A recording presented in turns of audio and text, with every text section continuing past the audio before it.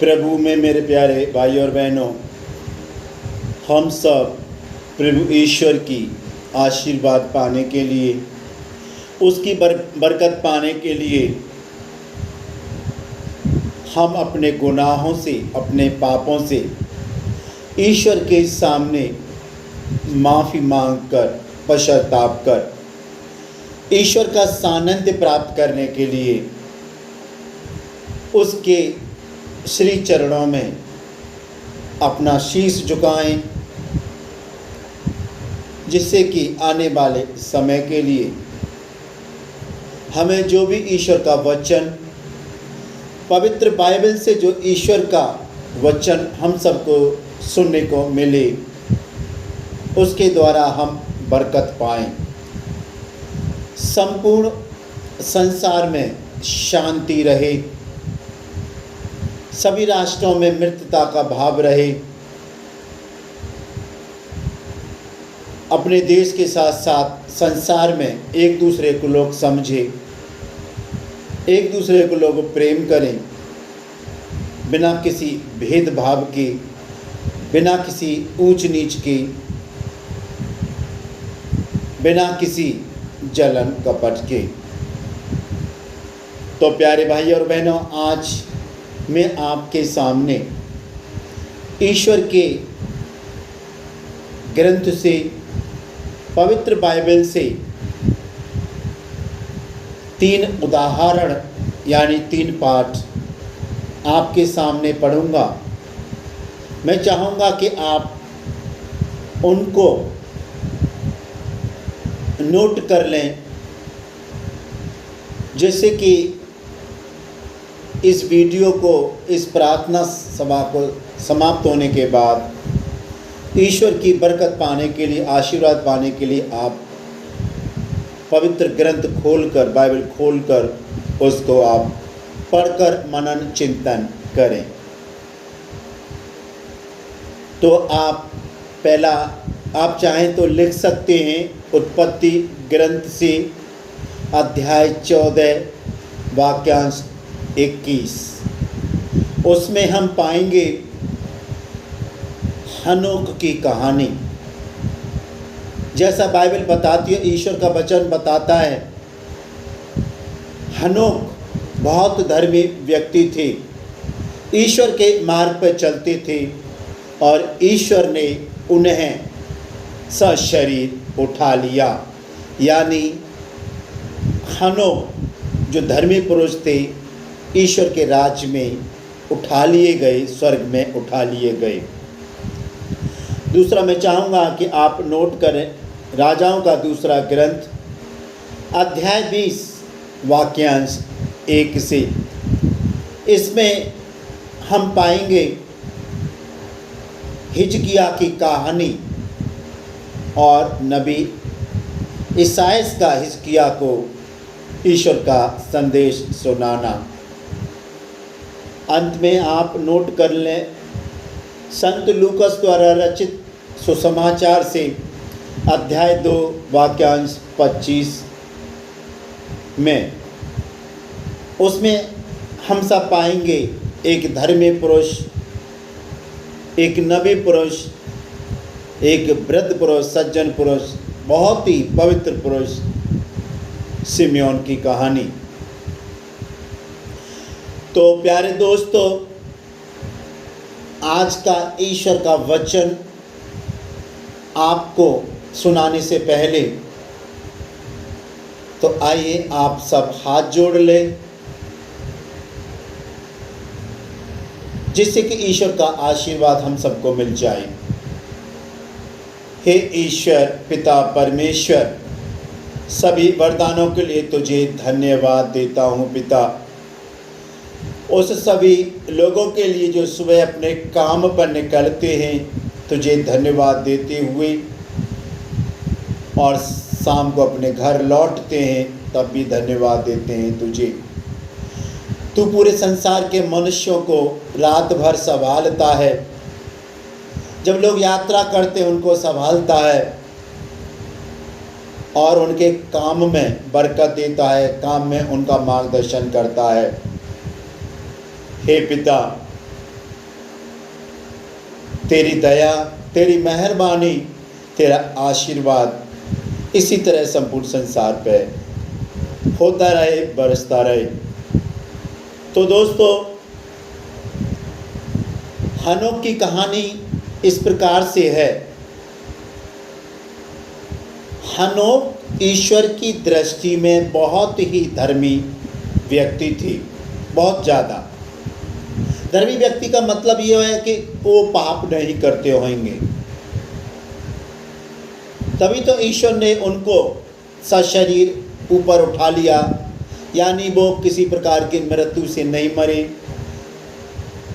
किसी प्रकार के दुख संकटों से नहीं मरे, और न धरती पर रह के उनको दफनाया गया, वरन उनको ईश्वर ने सशरीर उठा लिया। इसका हनोक की पूरी कहानी आप उत्पत्ति ग्रंथ अध्याय 2 वाक्यांश 21 में आप पढ़ सकते हैं। इसके बाद हम पाएंगे राजाओं के दूसरे ग्रंथ में अध्याय 20 वाक्यांश 1 में हिजकिया नाम के व्यक्ति बहुत ही धर्मी पुरुष थे, बहुत ज़्यादा। आपने देखा होगा या कोई कहानी में सुना होगा, या हमारे अभी भी वर्तमान संसार बहुत सारे धर्मी पुरुष हैं। ऐसी बात नहीं सारे पापी हैं, हम सब धर्मी पुरुष हैं, ईश्वर के बच्चे हैं, बेटियां हैं। तो वो बहुत धर्मी पुरुष थे। इसके बाद उन्हें नबी ईसायास के द्वारा पता चला कि तेरी मृत्यु होने वाली है। प्यारे दोस्तों, इसमें लिखा हुआ है, मैं धर्म ग्रंथ से, बाइबल से आपके सामने पढ़ता हूँ। उन दिनों हिजकिया बहुत बीमार पड़ गया कि वह मरने को हो गया। आमोस के पुत्र नबी ईसायास ने उसके यहाँ जाकर कहा, प्रभु यह कहता है, अपने घरबार की समुचित व्यवस्था करो, आप की मृत्यु होने वाली है और आप अच्छे नहीं होंगे। हिजकिया ने दीवार की ओर मुँह कर ईश्वर से प्रार्थना की, प्रभु कृपया याद कर कि मैं बहुत ही ईमानदार और सच्ची हृदय से तेरी सेवा करता आया हूँ, और तुझे जो प्रिय है वही मैंने अपनी ज़िंदगी में किया। और हिजकिया फूट फूट कर रोने लगा। ईसायास मध्यवर्ती प्रांगण से निकला भी नहीं था कि प्रभु की वाणी कहते हुए उसे सुनाई पड़ी, मेरी प्रजा के शासक हिजकिया के पास लौट जाओ और उससे कहो, तुम्हारे पूर्वज दाऊद का प्रभु ईश्वर यह कहता है, मैंने तुम्हारी प्रार्थना सुनी और तुम्हारी आंसू देखे हैं। देखो मैं तुम्हें अच्छा कर दूंगा, तुम्हारे तीसरे दिन ईश्वर के मंदिर जाओगे, मैं तुम्हारी आयु 15 वर्ष बढ़ा दूंगा। इसके बाद प्यारे दोस्तों, हम संत लूकस की समाचार में पढ़ते हैं, जो सिमियोन नामक धर्मी पुरुष थे। ईश्वर की आत्मा के द्वारा उनको ये आदेश मिला, ये समाचार मिला, भविष्यवाणी मिली कि जब तक तू ईश्वर के दर्शन नहीं कर लेगा, जब तक तू ईश्वर को नहीं अपनी गोद में खिला लेगा, तब तक तू मरेगा नहीं। क्योंकि सिमियोन पर पवित्र आत्मा हमेशा छाया रहता था। पवित्र आत्मा का मतलब यह है, मेरे प्रभु भक्तों, किसी प्रकार डर की भावना नहीं, दिल साफ, मन साफ और ईश्वर के लिए ही समर्पण।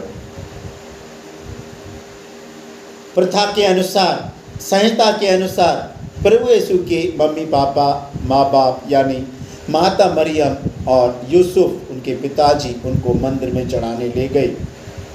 मंदिर में चढ़ाने के बाद उनको बालक को सिम्योन ने हाथ में लिया, गोद में खिलाया, बोला प्रभु मैंने उस मुक्ति को देखा है जिसकी मैं प्रतीक्षा कर रहा था, अब अपने दास को विदा कर। जी हाँ मेरे प्यारे भाई और बहनों, हमें इन तीनों पाठों से, यानी तीन जो हमने उत्पत्ति ग्रंथ के राजाओं के दूसरे ग्रंथ से और सुसमाचार में हमने पढ़ा और समझ में आया। तो प्रभु के वचन को मैं आगे बढ़ाते हुए प्यारे दोस्तों मैं कहना चाहता हूँ, मेरे प्रभु भक्तों, हमें अपने जीवन में ये सब कार्य करने की ज़रूरत है। धर्मी बनने की ज़रूरत है, केवल किसी को दिखाने के लिए नहीं। इवन अपनी पत्नी, अपने पति, अपने बच्चों, अपने माँ बाप, भाई बहनों, पड़ोसियों को किसी को दिखाने की ज़रूरत नहीं। समुदाय को अपने दिल को जांचो और देखो मैं कितना धर्मी हूँ। जो ईश्वर के जो नियम है, जो 10 नियम हैं, जो 10 कमांडमेंट्स, उसके आधार अपना जीवन बिताओ, क्योंकि ईश्वर की नज़र में धर्मी पुरुष अनोख थे। ईश्वर ने उन्हें ऐसे ही उठा लिया, सड़ने नहीं दिया, गलने नहीं दिया, कब्र में नहीं रहने दिया। ये होता है धर्मी पुरुष का जीवन। इसके बाद राजा हिजकिया बीमार पड़े, हमने अभी पढ़ा सुना, और जो आमोस के पुत्र नबी इसायाह थे उनको ईश्वर की वाणी सुनाई पड़ी कि राजा हिजकिया से बोल, क्योंकि तू जो बीमारी है तेरे अंदर, तू अभी ठीक नहीं होगा, अपने घर का इंतजाम कर ले क्योंकि तू मरने वाला है। जैसे उन्होंने सुना कि तू मरने वाला है, वो फूट फूट कर रोने लगे और दीवार की तरफ मुंह कर लिया कि ईश्वर मैं बहुत धर्मी पुरुष रहा हूँ, मैंने सब कुछ किया है तेरी नज़र में। तो ईश्वर ने राजा हिजकिया की शासक की प्रार्थना सुनी और फिर दूसरी बार वाणी सुनाई पड़ी इसायाह को, जा उससे कह कि तू मंदिर जाना और तेरे जीवन की आयु में 15 साल बढ़ा दूंगा। तीसरी बात पर दोस्तों हम देखते हैं यहाँ पर जो सिम्योन नाम व्यक्ति थे, धर्मी व्यक्ति थे, जो हमेशा उन पर पवित्र आत्मा छाया रहता था। उनको वरदान मिला हुआ था, जब तक प्रभु के दर्शन नहीं करोगे, जब तक ईश्वर को गोद में नहीं खिलाओगे, तब तक नहीं मरोगे। देखो इनको वो एक वायदा मिला हुआ, तो ईश्वर की ओर से उनको एक प्रतिज्ञा मिली हुई थी। जब बालक यीशु को मंदिर में चढ़ाया गया, सिम्योन ने अपनी गोद में खिलाया, हाथों में लिया, प्रभु अपने दास को विदा कर, क्योंकि मैंने उस मुक्ति को देख लिया। क्योंकि ज़माने से ये इंतजार हो रहा था कि कुंवारी से लड़का जन्म लेगा, पति के साथ उसका संबंध नहीं था, फिर भी वो बच्चा जनेगी, एक कुंवारी लड़की, उसका नाम यीशु होगा। जब तक तू उसको गोद में नहीं खिलाएगा तब तक तू नहीं मरेगा। तो प्यारों, इन तीनों उदाहरणों का, तीनों दृष्टांतों का, तीनों पैराबल का यही मकसद है, ये एक सारांश निकल के आता है कि हम सबको अपने ज़िंदगी में अपने पाप देखने चाहिए। क्योंकि हमें पता है आज के समय में हर समय प्रलोभन है, क्योंकि बहुत सारे पाप ऐसे होते हम जानबूझ के करते, बहुत ऐसे होते हम अनजाने में भी करते हैं। क्योंकि जब प्रलोभन आते हैं उससे भाग जाओ, जब प्रलोभन आते हैं उससे दूर चले जाओ, चाहे आपको कितना भी बड़ा नुकसान हो जाए। क्योंकि हम सबने पुराने व्यवस्था में पढ़ा है, यूसुफ को पोतीफर की पत्नी इतनी आकर्षित हो गई, अब उसके साथ में सोना चाहती थी, गलत काम करना चाहती, यूसुफ वहाँ से भाग गए। तो प्यारे दोस्तों, जब हमारे जीवन में भी प्रलोभन आते हैं, प्रलोभन आता है चोरी करने का, प्रलोभन आता है गलत काम करने का, प्रलोभन आता है व्यभिचार करने का, प्रलोभन आता है किसी की हत्या करने का, प्रलोभन आता है किसी को ज़मीन को हड़पने का, प्रलोभन आता है किसी को पैसा लेने, किसी से पैसा लेने वापस नहीं करने का। बहुत सारे प्रलोभन आते हैं, लेकिन ईश्वर की आत्मा यही बोलती है कि प्रलोभन से भाग जाओ, भाग जाओ, भाग जाओ, जैसे कि तुम परीक्षा में ना पढ़ो, ना पापों में पढ़ो। क्योंकि जिस तरह सैनिकों को ससुरी ईश्वर ने उठा लिया और राजा हिजकिय्याह की, राजा शासक हिजकिय्याह की 15 साल ईश्वर ने बढ़ा दी, क्योंकि उनको पता था मैं बीमार हूँ। बीमार होने के बावजूद भी उन्होंने अपना दिल ईश्वर के सामने रख दिया और जो भी अच्छे अच्छे पाप थे ईश्वर से बोला, प्रभु मैं अच्छे पाप अच्छा काम करते आया हूँ तेरी नज़र में, मुझे इस बीमारी से मत मार। वो फूट फूट के रोने लगा और ईश्वर ने उसकी प्रार्थना सुनी और जीवन की 15 साल और बढ़ा दी। प्रभु को धन्यवाद, ईश्वर को धन्यवाद। Hallelujah, hallelujah, hallelujah. प्यारे दोस्तों, इसी तरह से सिमयोन, देखो सिमयोन जब इस संसार से गए थे, कोई शायद बीमारी नहीं होगी, मैं तो बोल रहा हूँ कि इच्छा मृत्यु ही होगी, क्योंकि बोला था ईश्वर अपने दास को विदा कर। मैंने उस मुक्ति को देख लिया है। वो उससे पहले नहीं मर रहे थे जब तक ईश्वर के दर्शन नहीं कर ले। तो प्यारे दोस्तों, तो आइए, हम सबके जीवन में कष्ट है, दुख है, परेशानियां, बीमारियां हैं और पग पग पर हर क्षण प्रलोभन भी हैं। प्रलोभन है हमारे जीवन को बर्बाद करने की, प्रलोभन में हमको नष्ट करने के, प्रलोभन है हमारे बीमारियों को बढ़ाने के लिए, प्रलोभन है हमको तनाव चिंता में डालने के लिए, अशांति में डालने के लिए। क्योंकि हम सबको पता शैतान ने हमारे ऊपर ऐसा कब्जा कर रखा है कि हमको अच्छा नहीं सोचने दे रहा और अच्छा काम करने दे रहा। तो हमें समझने की बात है कि ईश्वर ने हमें ज्ञान बुद्धि विवेक दिया है।